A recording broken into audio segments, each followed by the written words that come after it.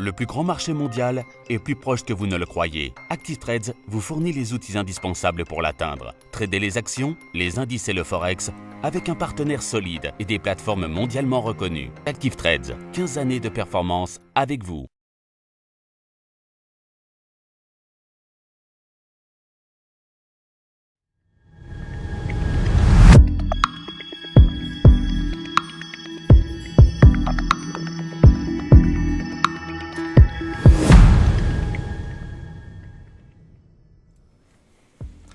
Bonjour à tous et bienvenue sur boursicoté.com pour cette nouvelle analyse technique du CAC 40 en point matinal. Alors après la forte baisse que nous avons connue hier soir à Wall Street, notamment en fin de séance, bien le CAC 40 accuse le coup puisque sur l'ouverture des futurs, bien on est venu tester des niveaux ici sous les 5050 points puisque nous avons testé ici 5047 en équivalent cash.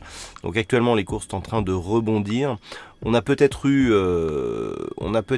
assisté ici à la séance de capitulation sur ce mouvement baissier. C'est le rebond du jour qui nous le dira éventuellement. D'un point de vue donc chartiste, on a ici un retracement total qui est validé. Je vous avais dit qu'en cas de cassure des 61,8, eh bien on viserait un retour ici sur la zone des 5253.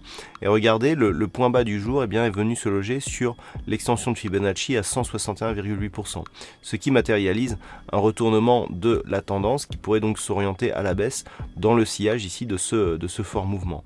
Donc nous avons ici une amplitude qui pourrait nous faire descendre encore un petit peu. Malgré tout, la dynamique de la cassure ici nous indique qu'on pourrait rebondir avant effectivement d'atteindre ces objectifs. Donc pour l'instant, on acte un changement de la tendance. On était ici sur une dynamique haussière. Nous sommes ici sur une vue en daily. On a eu ici la phase de stabilisation moyen terme donc qui oscillait entre ces zones ici de 5260 points et les plus hauts ici qui se basaient entre 5520 et 5580 points. Et puis on vient ici sur l'extension donc matérialiser le mouvement de consolidation et le mouvement de retournement qui pourrait donc accélérer dans les prochaines heures. D'un point de vue chartiste et d'un point de vue technique, surtout, nous avons le RSI ici qui se situe donc en zone de survente, idem pour le stochastique. Alors on a peut-être un pré-signal de retournement, on voit que le MACD est très hésitant sur cette bougie H4 et on a un stochastique qui sort ici de sa zone, enfin qui tente une sortie de sa zone de survente. Si ce signal était validé, vous voyez la histogramme qui passe en vert, si cette configuration était validée, eh bien on pourrait avoir un signal de rebond technique. Alors si ce rebond technique se mettait en place, tant qu'on revient ici sur les 5253, il ne s'agira que d'un rebond technique puisqu'on aura la matérialisation d'une cassure baissière d'une zone de support qui deviendrait résistance, qui reste donc baissier.